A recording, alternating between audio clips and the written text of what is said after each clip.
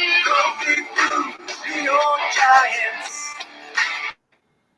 it's great to be a Cowboy, isn't it? This is how we do stuff. It's the Cowboys. We're trying to do something. Really, it's time to lead the football team. It's time. It's your time. It's our time right now. It's our time right now. It's our time right now. He was a giant, and he was a cowboy. Now these two former rivals have joined forces to bring you the most insightful, perceptive, and controversial sports talk podcast in America. Former Dallas Cowboys defensive end Jim Jeffcoat locks horns with former New York Giants wide receiver Byron Williams. And now, here's Byron Williams and Jim Jeffcoat.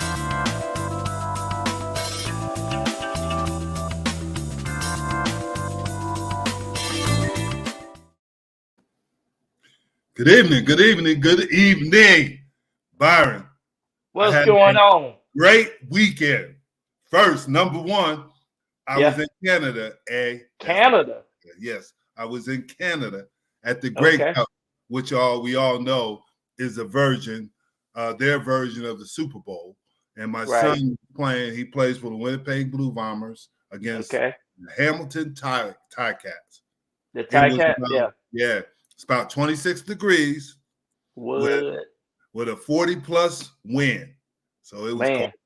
It was cold. But the Blue Bombers were losing the majority of the game. And at the end, and you know Canadian football because you played there. At the end of the game, the Blue Bombers scored and they kicked it off. And they were down by 3 points. Actually, they were down by 2 points. So they kicked it, and the kicker kicked it into the wind. The receiver from Hamilton, the kick returner, caught it and took a 1-point safety, I guess, or whatever you call it in Canadian. Yeah, if you don't run it out the end zone, it's a 1 point. 1 point.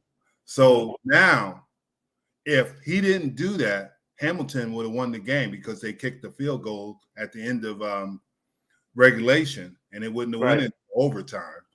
So they did that, and obviously Winnipeg won in overtime, and it was a tremendous 27-22.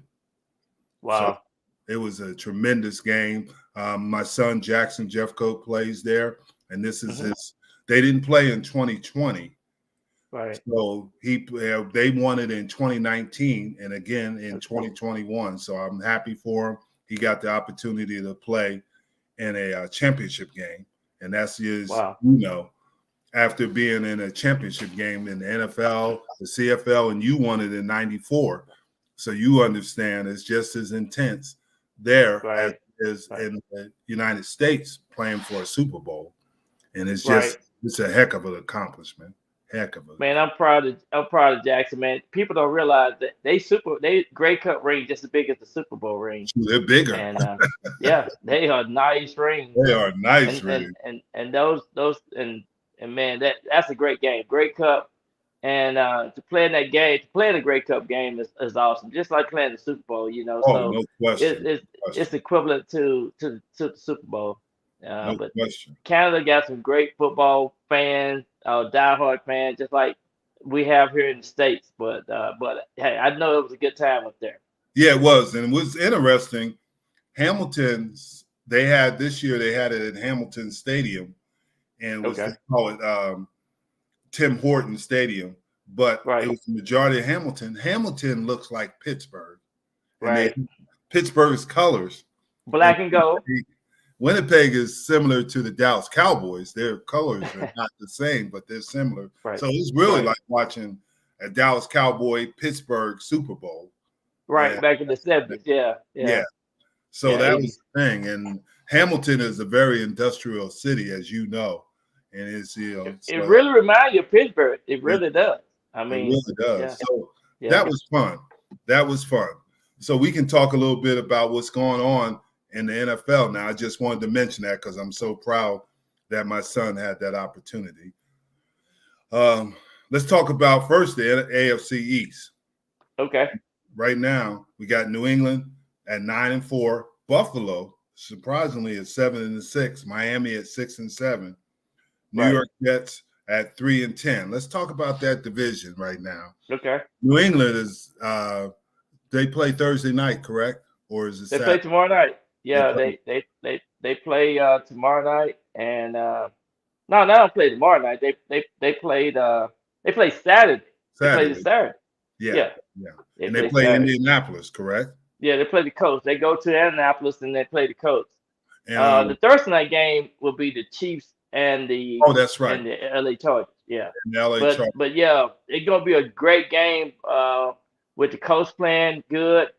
They're still in the playoff hunt, wild card hunt, but New England, their defense is playing like lights out. Yeah. I mean, And they're really playing good football. Yes.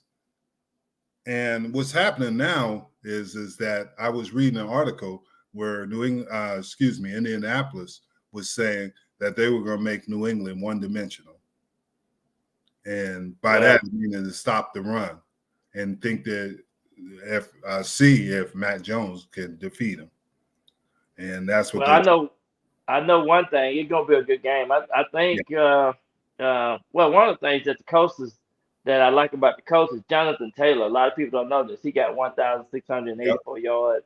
He have 18 touchdowns. So he's leading the league in touchdowns and scrimmage yards. And then Carson Wentz, he got 22 touchdowns and only threw 5 interceptions. So he have turned around his play. So, and then of course both defenses for the Colts and for the Pats are playing well, good defense. So I'm thinking that this is gonna be a game. It's gonna be an inside game, indoor game. So should be interesting to see who win this game. Yeah. Now, do you think Taylor will get to 2,000 yards? Oh yeah, I think with 4 games left to go, he'll get 2,000 yards. Okay. I think so. If he can stay healthy. Yeah. And Wentz is playing better than anybody anticipated. That shows you what coaching does, because at the beginning of the year, everybody was questioning, is he the right guy? But now it looks like Frank Wright and his coaching staff have done a good job with him. And they got his confidence back. They got his confidence. And the good thing too, the intangible thing, the thing that's hidden is the offensive line play. The offensive line been no doubt been VIP this year. They've been playing lights out. Yeah. And now let's talk a little bit about Buffalo. Okay. Buffalo is struggling a little bit. They played some really tough teams. But yeah, obviously New England is playing at a high level. Then they go to Tampa Bay and lose to Tampa Bay in overtime. So they're playing tough teams, and they have to figure out a way to get it done, because right now they might play themselves out of a wild card, because you think about the wild card situation right now. LA Chargers are 8-5, and they have a chance. And then Indianapolis has got to keep winning. And I mean, from that standpoint, you got Tennessee that's leading that division for Indiana. So right now, you got to look at it. Buffalo's got to play better. And then Miami's playing better. Miami's playing better from the AFC East. So that's it. Yeah, Miami is 1 game behind Buffalo. I mean, but Buffalo is playing the Jaguars this week, and they playing at home. Of course, the conditions up there with the wind and so forth, I think they shouldn't have a problem with the Panthers. But definitely, the momentum is definitely have gone to Miami for us. They'll play, and I think Miami is playing the Jets at home. Miami will be at home. They're playing the Jets, so Miami is going to be in a good predicament for its wild card hunt as well. Yeah, they're going to be 7-7. That's right. Yeah. And unfortunately, the Jets are bringing up the back for the AFC East. The Jets, the Texans, and the Jaguars, man. I tell you, for draft picks, and we'll talk a little bit because I got some questions about the Texans. Yeah. But let's go to the West, where Kansas City is winning 9-4. We talked about they're 9-4. LA Chargers are 8-5. Denver 7-6. Las Vegas is 6-7. Right.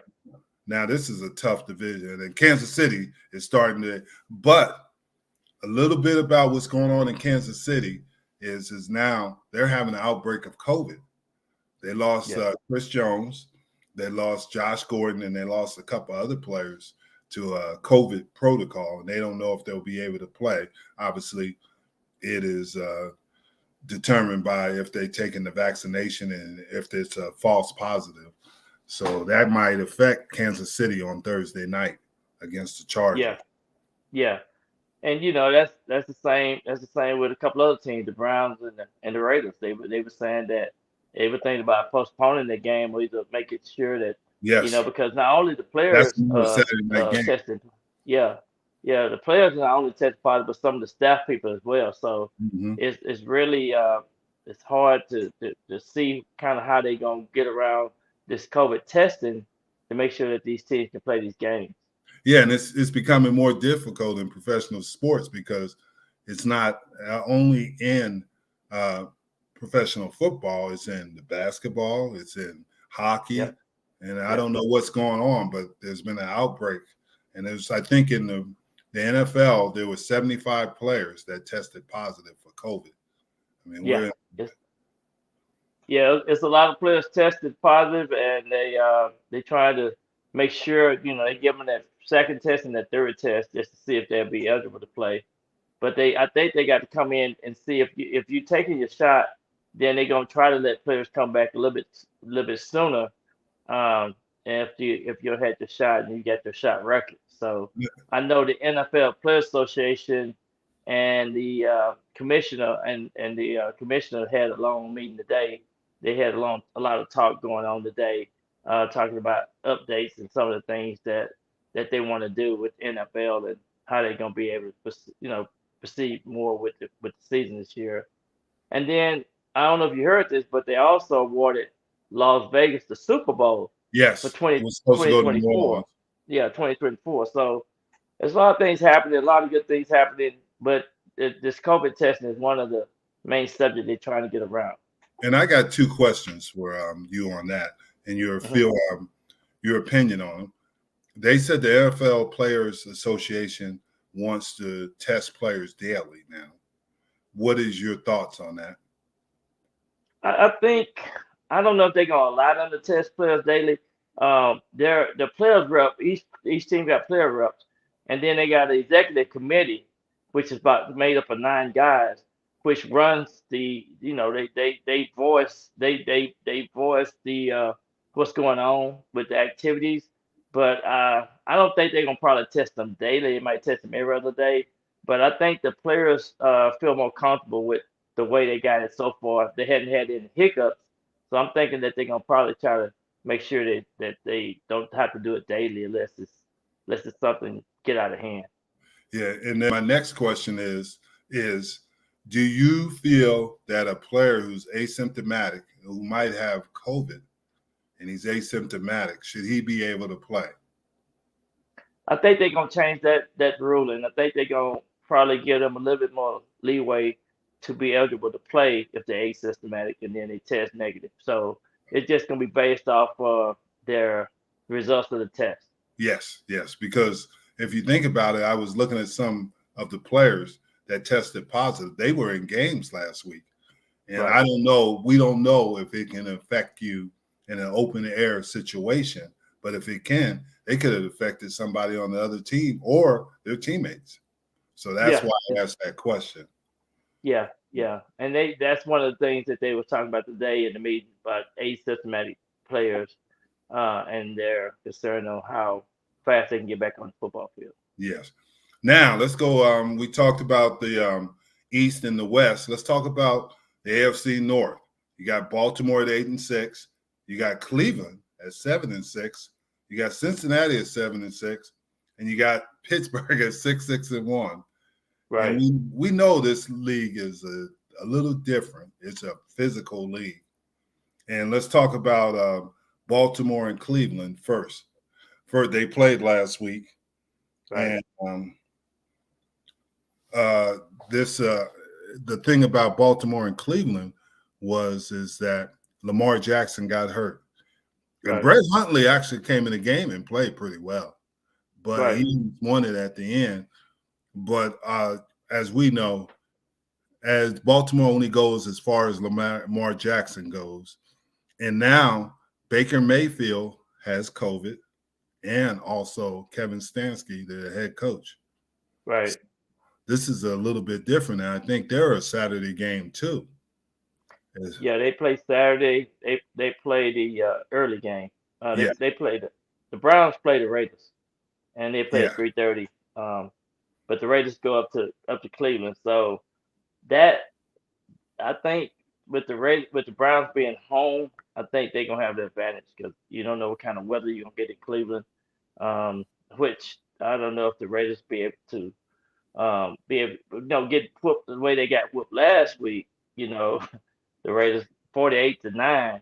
Kansas Yeah. City Chiefs beat the socks off of them. Yeah. So Yeah. hopefully, this will be a good game.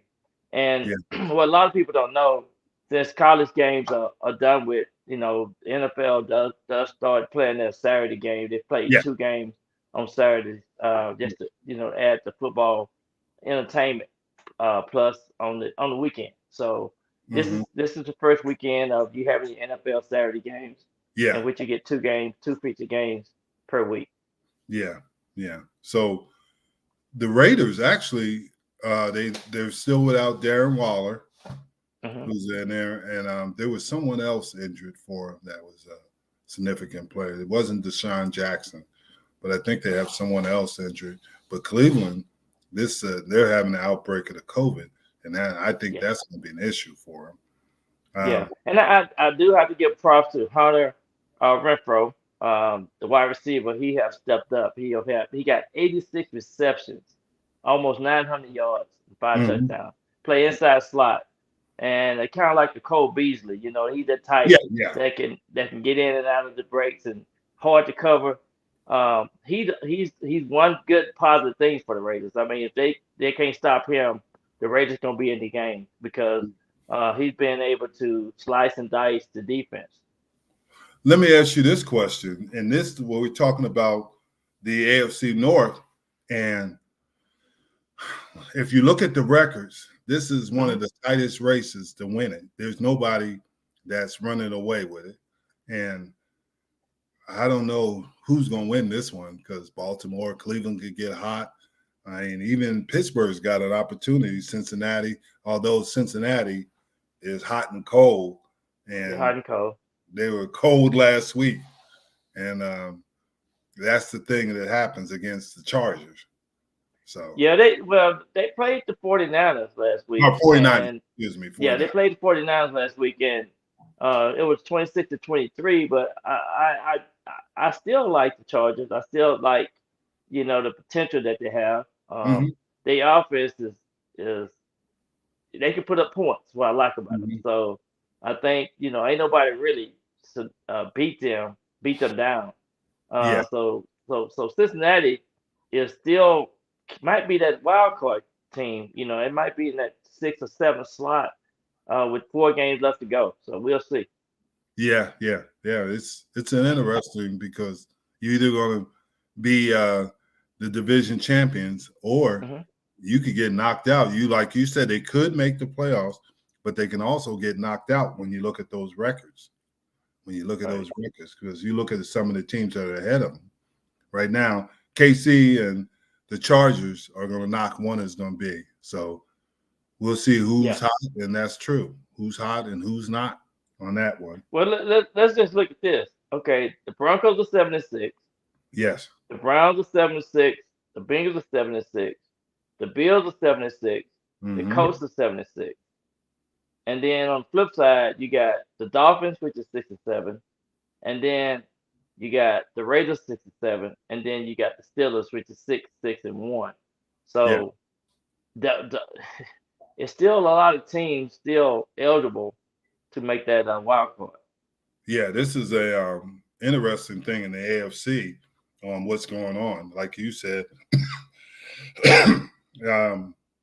because of how the teams are playing, they're knocking each other out. This has to be this whole season for NFL football has to be one of the most competitive to try to get in there, because also you got to remember the top seed is the only one who gets a bye. The only one gets the Everybody bye. else is going to be playing on wild card weekend. So that's going to be interesting from that standpoint. And Right. we're looking at it, and when we go through the South, you'll see that these teams are pretty close. And Yeah, right now, real close. New England's the Real number close. 1 seed. Yeah. I want to say this. Only 3 teams in the AFC, they can start looking for the draft choices and they can start thinking about Christmas Yes, gifts and all that stuff. That's the true. Jets, that's the Houston Texans, and the Jaguars. Those 3 Yeah. teams, everybody else is still in the hunt. So, I mean, the picture is still, I would be really, really trying to make sure my team can win these last 4 games. If you win the last 4 games, you might be a wild card game. I agree. Now let's talk a little bit about the South, which you've been talking about and I've been talking about. Indianapolis is 9-4. Excuse me, Tennessee is 9. No, Tennessee Titans. Yeah, Tennessee Titans. Tennessee is 9-4. Right. And then you have Indianapolis is 7-6. So they're in that wild card mix. And then you also have Houston is 2-11, and the Jags are 2-11. Just like you said before, here's my thing is that Indianapolis is going to sneak into the playoffs, I think. Some way, somehow, they're going to sneak in. I mean, just like you said, and they're playing well. If you say the running back situation is great there, and the defensive and the offensive line, they're in a great position to sneak in. Yeah, exactly. And they've been competing every game. Now, I'm not sure. I'm sure they have Tennessee in the last 4 games. I think they have another game against Tennessee. So that's going to be tough. But here's where I want to get to. Do you think the Houston Texans are tanking it because they traded their best linebacker? Well, they didn't trade him. They cut him. I mean, obviously, the Deshaun Watson situation, nothing's been resolved, but they won't play him. I mean, and they're playing a kid named Davis Mills, who was from Stanford, and they benched Tyrod Taylor. Do you think they're trying? But here's the reason I asked that: are they trying to get the number 1 pick? And they can't. The quarterbacks in this draft are not that good. I mean, they're good, but they're not great. You don't have a possible Hall of Famer probably in all these quarterbacks. I've seen them play in college, and there's no wow factor. So my question is do you think they're trying to tank it? Do they have some kind of plan, or are they just, I don't know what they're doing? Just the indication that I've seen in the last week or 2, because they played well a couple of weeks ago. Then next thing you know, they threw in the towel. So they are trying to tank it.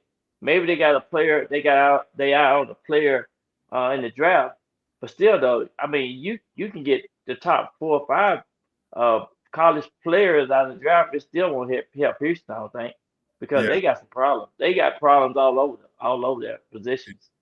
Then you got to think about it. And they ain't got no running back. They ain't got no star receiver. Just quarterback. Here's the reason I asked that question is that you don't take a running back in the first pick. You could take an offensive lineman. You'd like to take a quarterback with the first pick. Are they looking to get more draft picks by somebody? They might, but the defensive lineman from Michigan, Hutchinson. Now he's gonna be a difference maker. He's the type of player to come in and gonna make some things happen. But you got to consider the draft that they getting ready to get into. There's not a whole lot of impact players, I don't think, just by looking at it from this point of view. But maybe in about a month or 2 we'll get a little bit more better analysis of the players. But I'm thinking that Houston is really tanking it. I don't, they need positions everywhere. They need players everywhere. I mean, they don't have a running back. I mean, their quarterback, you don't know what they're going to do there. Exactly. He's a quarterback, but he's in legal problems with Watson. So you're right. But they got to get receivers, like you said. They got to get offensive linemen. And they traded for Larry Tinsel. And for some whatever reason, it's not working out. And he was. What you think about the coach down there? His name Curley or something? David Culley. Yeah, Culley. Yeah. And I think that he wants to build it like Baltimore. Okay. Where he was at, he was in Baltimore, I think he wants to build it like that. But how do you build it like that with all the issues you have? Even if you get the number one pick, are you going to trade it, like I said, to get more picks? Do a la, Herschel Walker, you got the number one pick, you don't want it, and somebody might fall in love with Hutchinson, they might fall in love with Thibodeau, because looking at the pre-scouting or the rankings for the draft, it's going to be a heavy defensive draft. It's going to be a lot of defensive players. You don't even have that great wide receiver, which is unusual. But if you stop to think about who they got rid of, DeAndre Hopkins, Watts, and a couple of years ago, they was really in the playoff run. Mm-hmm. And it seems like they just, I don't know who making that decision, the general manager, whoever. Yeah, I don't know. They have done a terrible job. Like this. Yeah, they haven't done a good job, and hopefully they got a plan. And then Jacksonville is kind of unusual. We're talking about 2-2-11 teams. That is a mess. That is a pure mess. Urban Meyer, now I just read an article before we came online, is that Urban Meyer's kicked the kicker. The kicker was warming up and stretching, and he kicked him. And kicked him? Yes, he kicked him in the stretch line. Wow. He told him if he's going to make a split of words, and that's unheard of. Yeah. That's unheard of. Urban Meyer, man. We might have to check his. I got to check him. I don't know if he's on what he's taking outside of thinking about being a coach. And then they say, and we don't know if it's true, but he said he got in an argument with a receiver, Marvin Jones, and Marvin Jones played it off. And then he told his coaches, asked his coaches, what have they done? They're terrible. And I mean, wow. How do you? But this is not college. This is not college. These guys, they gonna challenge you. If you're not quite the leader that you're supposed to be, they're gonna let you know in the NFL. Yeah, and that's it, and that's right. And Urban Myers isn't in Ohio anymore. And but here, I mean, he got in trouble early because he was having illegal practices and everything, and he hasn't done anything. He was a great college coach, obviously at Florida. Oh, yeah. But we know the issues he had at Florida, at Ohio State, and that almost caused him, to get very ill with his health problems. But now the NFL is a different animal. The NFL, because you're in a bubble, really, and they're not just like you said. And coaches and players are going to not allow you to do the things that you've done in college. And he's got to realize he's got to work with these guys. And the thing is some people, I think Matt Rule's going to be pretty good in there. Yeah. I think Matt Rule understands the NFL, and he did coach in NFL. I think the reason Jimmy was good is the era. Jimmy Johnson came in an era where you didn't have he started without the salary cap. And that's him coming there. And he could be hard at times, but he also knew how to work with players. And he knew what type of players he wanted. And that's the thing. I don't know if Urban understands a lot. And then the advantage Jimmy had was that he brought all his staff from Miami, everybody, except the trainers were the University of Miami. So they had been with him, so they understood. Right. And we talk about that. Bill Parcells did that. Everywhere he went, he brought the majority of people that he had worked with before. And that's when you get success. Urban couldn't obviously bring these guys. He could, but he didn't. And he brought guys that Charlie Strong he worked with, but other guys he never worked with before. So he didn't understand, and they don't understand a lot of his styles. So that's hard. That's hard for a coach. And that's the thing. Yeah, you're absolutely right. I mean, it starts with the coach. It starts with the staff. It starts with that unity and knowing what the assignment's going to be and know what the expectations are.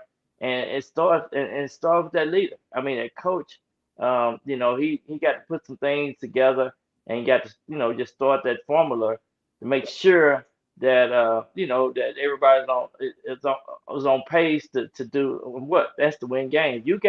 They can't win no games. If you don't win no games in the NFL, you're out of there. Yeah, miserable. And then No question. And now Trevor Lawrence is speaking up and saying that there's too much drama. We got to get back to playing football and get all the drama out of here. And when your star quarterback says that, now you're creating more issues because now the one that's supposed to be on your side is saying, wait a minute, this is not speaking out against you. Yep. Yeah, because last week I said that Trevor Lawrence would be there longer than Aaron Myers. Oh, no question.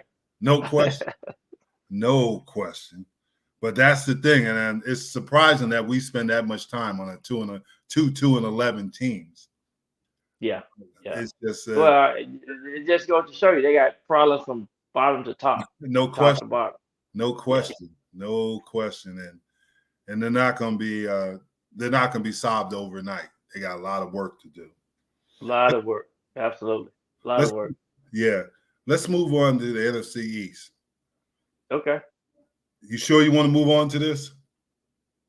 Is that the Cowboys?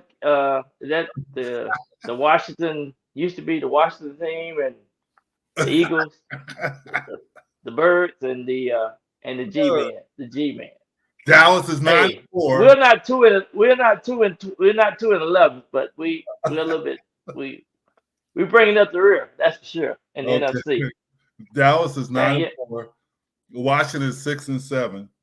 Philadelphia is 6-7, and New York Giants are 4-9. 4-9. Yeah. So let's talk about this. First with Dallas, I guarantee you they win last week. Guaranteed. Yeah. But my hats off to you. But here's the problem. There's something going on with that. And I know what it is. He got a new girlfriend. And he can't focus anymore. But I was gonna say that because 2 weeks ago he had some on his neck. But that is not playing as well as he can. And I think, personally, I think it's because the running game is not doing as well as it can, and it's putting more pressure on him to perform and make plays. And we've always said this: there's only 2 or 3 quarterbacks in the whole NFL that can take over a game, and those guys are exceptional. There's only 2 or 3, and I'm not saying Dak's not a good player. That's not. I think he's a good player. He has got a lot of leadership qualities, but he needs help around him. Obviously, Zeke Elliott now, and it was interesting. And you, somebody said, "Women weak legs." That's boxing. That's boxing. But I saw that. Zeke Elliott's not going to be healthy all there. Pollard, they got some good news on him, but still, he has a plantar fascia tear, and Tyron Smith is not there. And that's one of my big things.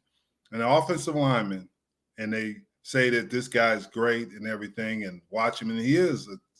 But it's a hit and miss with him being on the field. I mean, with Tyron Smith, there's something going on all the time. I mean, he is a physical talent, but you see the really great ones, they figure out a way to stay healthy, and he is. And speaking of it, Trent Williams from San Francisco, that's the kind of guy that you want, and he finds Trent a way. Williams grew up in East Texas, over there in Long Beach, Texas. I know, so I know where he's from, and that's that Texas. I know you. Yeah, that Texas boy. But he got to be. I guess some of those injuries he got to play with. I mean, and sometimes he can set out. But one of the things that players got to remember, you have a bye week for a reason. And that's to get healthy. That's to get in there and make sure all these nicks and these small injuries that you can stay on top of, because they gonna need you. This is going to be the playoff run, and Dallas in that 4th position in the playoffs. You get that wild card team and all that in there, but Dallas needs to understand. Players need to understand. This is where you get ready to eat. This is where championships are won at. These last 4 weeks. In December. You're right. The 12th month is when you really make sure that the players understand. Now, this is where we got to be sharp at everything that we do. No mistakes. No, we got to be prepared. Ooh, we getting some rough ones tonight. They should What all they be talking wearing about? dresses, saying they should be all wearing dresses. Wow. Now let's talk about Washington. Here we go. Washington is obviously 6-7. They've had an outbreak of COVID. They've had another team that had a problem. Now Tyler Heineke is a little bit banged up after playing Dallas. See, the thing is, and you know this, Dallas is Michael Parsons tagged him up last week. yeah, and Randy Gregory's back. Yeah. DeMarcus Lawrence is back, and they're starting to get healthy on the defense, and it helps, especially on the front. And then here's the interesting thing: Hineke's backup is in COVID protocol, so if he can't play, you might be playing a guy off the practice squad. Yeah, Think about that's not good. Yeah, and they lost. Logan Thomas to an ACL injury, and then a couple other players to injuries. Obviously, Montez Sweat, obviously Chase Young, and they lost players to injury. So that's the thing you look at, and they're getting depleted. Yeah, and I tell you what, the Eagles are coming off a bye week, and Washington. They got to go to the Eagles. They better have their guns loaded. Washington better load up their guns because the fans up there, Eagles up there in Philadelphia, and they're coming off a bye week. They're gonna be a little bit healthier. Yeah. But statistics show that most teams coming off a bye week, they about 50-50 on the win-loss column. Yeah. So that really don't give the team no advantage. But the NFC East is always that division where with Washington, you bring the boxing gloves. Yeah, you bring the boxing gloves. Yeah, exactly. Yeah. And then that was just what I was going to get to. They split reps between Jalen Hurts and Gardner Minshew, the mustache. And that's interesting. They do that. So they might not think Hurts' ankle is ready. And that could be the same situation as Arizona, who we'll get to later. But Minshew did play well in his last start against the Jets. He did play well. So you have to give him respect on that. It'll be interesting. Well, that's one of the things that we talked about, that we still going to talk about, is that whatever chemistry, whatever makes sense, it's all about winning now. We got to put these egos to the side. Such and such didn't play this week. He's 50%, 40%. Yeah. No, we got to get players on the field that's 100%. And that's what you get paid for. Yes. Yeah. I mean, that's it. But I'm going to tell you the guy that's really impressive, and I said this, he reminds me of Anthony Carter. You've heard me say that. Is that Devontae Smith for a guy that's built with that slim build and the plays he makes. And like you've always said, he's from Louisiana, probably grew up just playing with no shoes on and everything, just barefooted and stuff, and just one of those guys. I mean, he makes plays because you wouldn't think physically he could handle some of the things that goes on in the NFL, but he finds a way to make plays. And they were running the ball pretty well. They've been running the ball better. Yeah. And that's the thing that's helped them.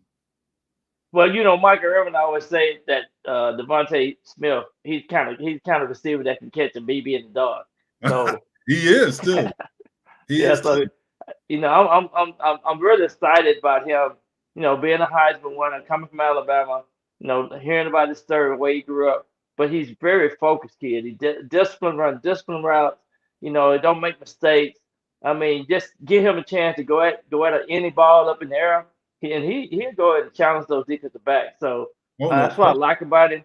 He playing with a little elbow injury, but he is definitely consistent, and will make the all-rookie team as a wide receiver. Oh, no question, and he'll be on definitely. Him and Jamar Chase would probably be the all-rookie. But the thing about he is what he's receptive in. And then when I look at him is he has great football speed. I bet you, I don't know what his 40 time is, but he runs faster than whatever his 40 time is. And he plays faster. So I think he's one of those guys that plays faster than you actually, when you see him on film or you look at him and say, oh, this guy. But when you see him play, you're like, wow. That's he's got a little bit of wow factor. That's why a lot of wow factor. Real consistent player. Yeah. Just catch that football and can run like a deer. I mean, he's just exciting to watch. Yeah. And now we got to talk about the game, obviously, that's coming up, the New York Giants. We'll talk about them first. And they're Okay. 4-9. And it's they said that Joe Judge is going to be back. Obviously, the GM is not going to be back. But, Okay. At the beginning of the year, I did pick the New York Giants to win the NFC East because I thought when you looked at their roster and the things they had and the success they had, they started coming on last year. I thought they were going to be the team what the Dallas Cowboys are doing. I thought they were a physical team. I thought they had a great running back. If Saquon Barkley came back, Right. Daniel Jones would improve.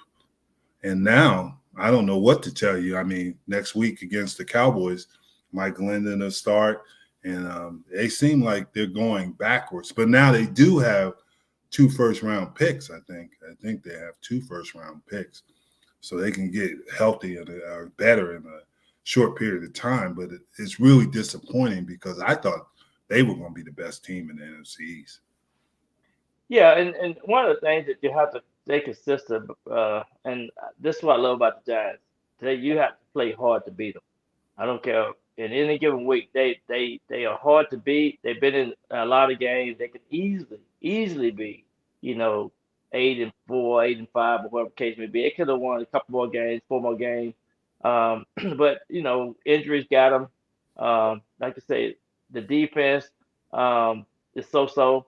But I think they're setting themselves up to be a team that if you watch the NFC East, if you watch the NFC and go back, it hadn't been a back-to-back team win back-to-back division Very in true. the NFC East. Like 5 or 6 So years. right now I'm getting ready to put my hat in the deal to say the Giants will be the team to win the NFC East next year.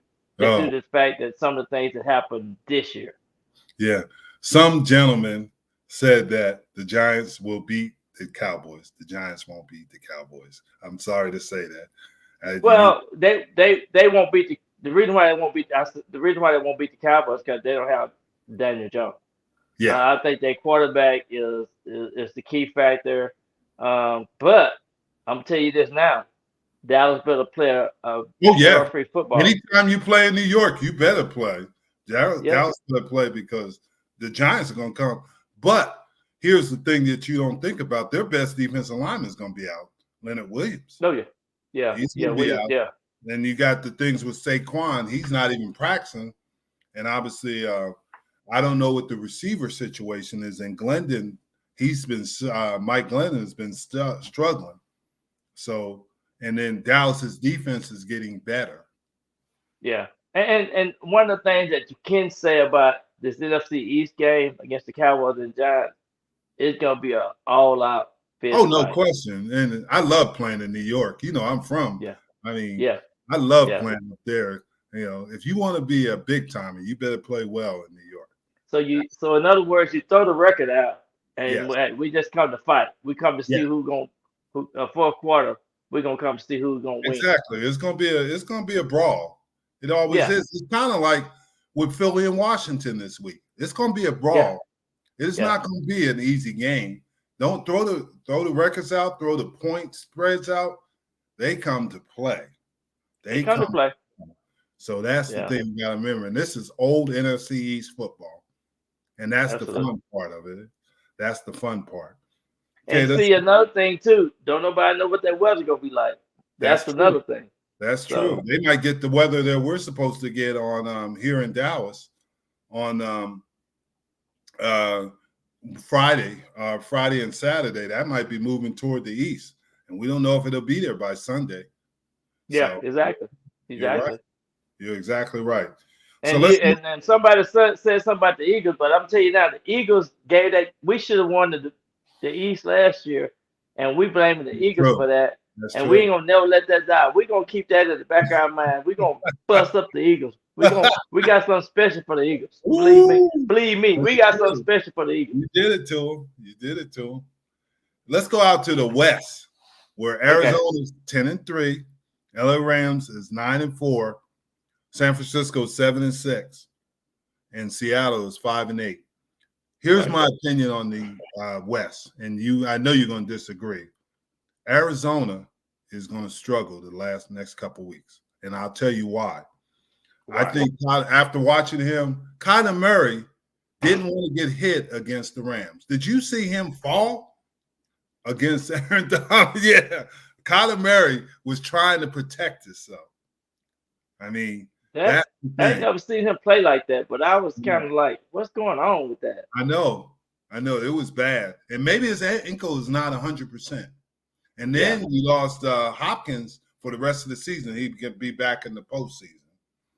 Okay. The Rams that's the first time in a long time since the beginning of the season I saw the Rams play defense like and Jalen Ramsey was in COVID protocol and things like that. And they had a couple players out. And I have to say this is you were right on ODB. Now he's in COVID protocol. He might not play this week, but he was a difference maker. ODB was right. He seemed like he like cleared his head. He seemed like he's a little bit more confidence in the play calling, the adjustment, making some things happen. But the Cardinals do play Detroit this week. Oh, so that's gonna be a win. So the Cardinals will win this week. Yeah, they should win, but but Detroit they've been playing hard. They play hard football, so they are professional guys. Yes, and you just can't go in there thinking that they're gonna lay down at home. In Detroit. Yeah, they play in Detroit. Yeah, if you play in Detroit, it's a little tougher. Yeah, it's a little tougher to play in Detroit. Yeah, but I just think the Cardinals Matthews. If they can't get pressure on obviously Kyler Murray, it's over. Yeah, that's true. And I'll tell you who's really been impressive for Arizona is James Conner. Did you see that catch he made? That one-handed catch?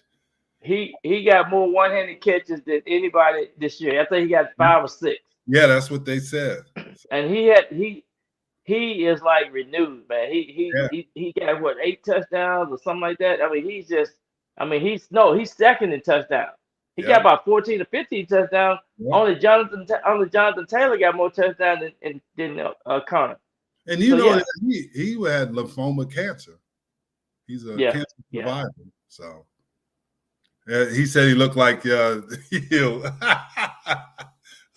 one-handed catches. Hey man, that was awesome. He's very impressive. He's very impressive. I'm happy for him too because he got some renewed spirit. His energy. He was hyping up the fans, hyping up the bench, and that's what you want with somebody that's coming from. He came from Pittsburgh. And he of course him and Aaron was great Pittsburgh college players and stuff. But the good thing is to see that that he's having a good time. Yeah, and they're winning games. Yeah, with all the physical things he had, that's really good. Seattle 49ers, they are quietly starting to come around. They're starting to make that move. They're quietly too, because you look at them and you think, but now you go like, It makes you go, You don't want to play them in the first game of the wild card. Well, all you got to do is look at the coach with the 49ers.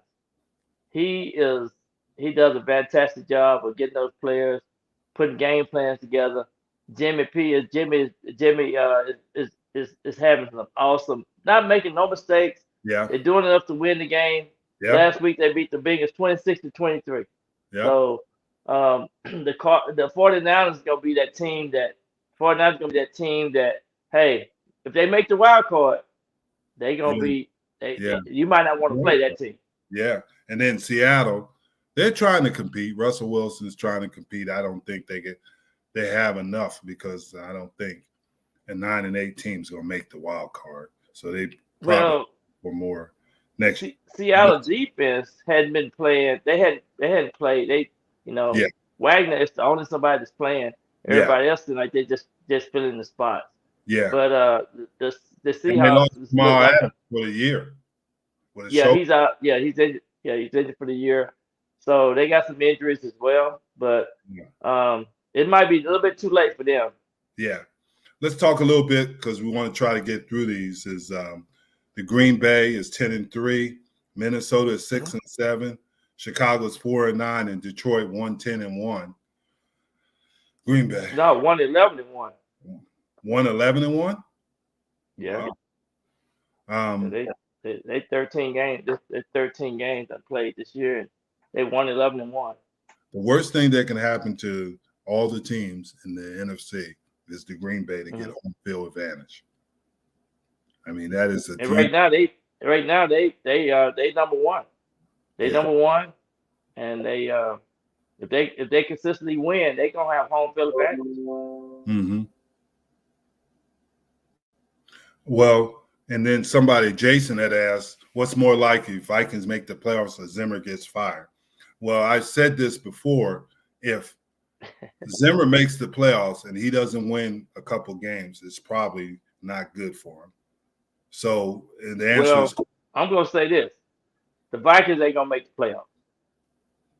At 6-7 right now, and we look at the NFC wildcard race, obviously we know who the Rams are 9-4, the 49ers are 7-6, Washington is 6-7, Eagles 6-7, and the Vikings 6-7, and the Falcons are 6-7, and the Saints are 6-7. So it's not out of the realm of possibilities that they make it. It's not out there. Yeah, but you know, Washington right now, Washington got the upper hand. Yeah. The 49ers are 7-6. Yeah. Okay.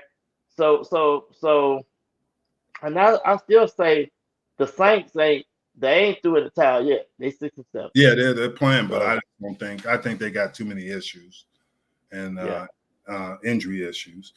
But I think Green Bay, if Green Bay gets home field advantage, it's probably a wrap. I mean, if they get the bye and everything, because Lambeau Field is no joke in December and January. You don't know what you're going to get. And the Bucks went up there last year and put their butt. So yeah. We'll see. So speaking of that, let's talk about the South. Tampa Bay 10-3.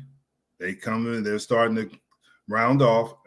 Atlanta 6-7, New Orleans 6-7, and Carolina 5-8, which is interesting. Right. We were talking about the wild card in the NFC, and all those teams except for Carolina probably have a chance to make a wild card. So that's pretty interesting. And Tampa Bay is, I said it the last couple of weeks ago, Tom Brady looked old. He got rejuvenated now. Gronk came back and he got rejuvenated. Now, I did read an article. They don't know what they're going to do with Antonio Brown. I mean, that might be a wrap for him because of all the things that happened with the fake cards and everything. So missing 3 games, that's you're selfish. You're not thinking about the team. I agree. And they got to make a decision. Whether you want this guy to be a part of something can you depend on him? He's too old to be doing foolishness. You can be a part of foolishness. No question. Some people say Brown is a cancer and always will be, but I mean, he makes plays. There's a lot of players that you would think were cancers, but if they make plays, they find it. But once they don't, once they stop making plays, teams get rid of them. And you see that all the time, especially in the NFL. As players. Well, if I was a coach, I would want somebody that I know is team oriented, go do the right thing. We can count on you all 24 hours a day, and you're gonna be all out for the team. Because at the end of the day, we need you. Certain players play a particular role, especially as a receiver. He played a particular role in that receiving core, and now they can't depend on him. Yeah. He's not there. That's true. And somebody says Terrell Owens, and that's probably why Terrell Owens was on so many teams because of his personality and the cancer that he brought to teams and the drama. So that's once he wasn't good enough physically, and then obviously the team would get rid of him or wasn't making plays. So that's I want to say this about Terrell Owens. I got the chance to know him up close. I did 4 or 5 football casts with him before him, and just a great individual. I just think at the end, he's one of those players that wants the ball, and he always have been like that, and I just think that hurt him at the end. And plus, when you don't communicate with the media, they can write anything. They got the pen. They can write anything about you, and I think that would hurt To.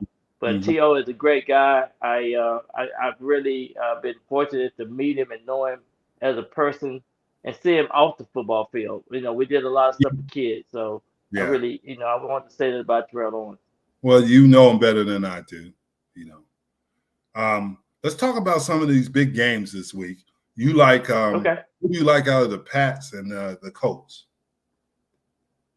That's gonna be a good game. I'm gonna go ahead and take the home field. I'm taking the Colts because of the way they've been playing, running the ball, the defense playing well, the offensive line playing well. Carson Wentz is off the chart right now, so I'm gonna take the home team. This is a What tough about you? one. That's what I'm about to talk about. This is a tough one because the Pats are playing great defense, and who knows, Belichick might be have somebody in the stands watching the Pats practice. But I'm taking the Colts. I don't care what you say. I'm taking the Colts. I got to go with the Pats. Who you take? I'm taking the Pats. I Okay. just think they're going to be. Okay, I'm writing this down. because you ain't gonna slip no Mickey on me. You ain't gonna talk about Byron. I take the Colts last week. I took the Colts. Yeah. All right. And now who are the Titans? I got you. Titans is not against the Pats. The Titans play the Steelers. I got to go with the Titans. The Titans go to the Steelers. This is a must game. Hey, Hayworth head. I just got through watching him. He said that they are gonna be up for this game, so I'm taking an upset. The Pittsburgh Steelers at home. Wow. I'm going to go with the Titans. So we're different on that. Okay. Bengals versus the Broncos, which is an interesting one. Man, the Bengals go. Man, I'm taking the home team. Because the Broncos defense been playing well. Yeah, they have. I'm gonna go with the Broncos too. I'm gonna go with the Broncos. Okay. I got a soft spot for Teddy Bridgewater because everybody said before the injuries he was a franchise quarterback, and he's a little bit up and down. But I'm gonna go with Bridgewater. He's a tough. We talk about toughness.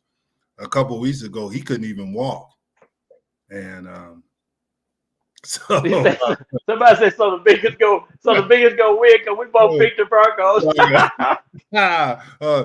It's funny how you get haters everywhere you go. But I'm taking the Broncos. Who else said that? Still, I'm taking the Broncos. I'm taking the home. Okay. And we talked about Washington and Philadelphia. You like Philadelphia? I like Philadelphia too. I think Washington's got too many. New York and the Giants, it's obvious that you're going to pick New York, and I'm going to pick Dallas. New York and Dallas. And that's obvious. I'm picking the Giants. The G-Man going to be upset. They at home, and we are on the 4-in-a-row win streak. Dream big. Dream big. Now we got the Thursday night game, Kansas City Chiefs against the Chargers. Is it in L.A.? No, it's going to be in L.A. Yeah, L.A. Yeah. I'm still going to go with the Chiefs, even with the COVID issues. I'm taking the Chargers. Justin Herbert, he been on fire, man. He been putting the ball right there. And Mike Williams and the receivers, and man, hey, I'm telling you, the Chargers at home. Mike Williams might be on COVID issues. He had COVID issues. He might be back. Keenan Allen is the one without who won't be. We'll keep okay. Well, I like they got a good receiving core though. Yeah, they do. They do. So this has been fun because the fun game is going to be the Giants against the Cowboys. The Giants against the Cowboys because that is no matter what. There was only one time that when they came to Dallas, the Giants got after us pretty good, but the majority of them are close. Yeah. Well, it's gonna be it's what a real football step in right now. It's December. Make it a December to remember. You know what time it is. That victory formation. I want to thank all my friends, family. I love for you to come, and I'm glad you got an opportunity to see this. You guys have a good rest of the week. Hump day. Hump day. G-Man's in the house. The G-Man's in the house. How about them Cowboys? Crazy, though, yeah. Have a good week. Have a good week. All right. Have a good week. All right, Matt.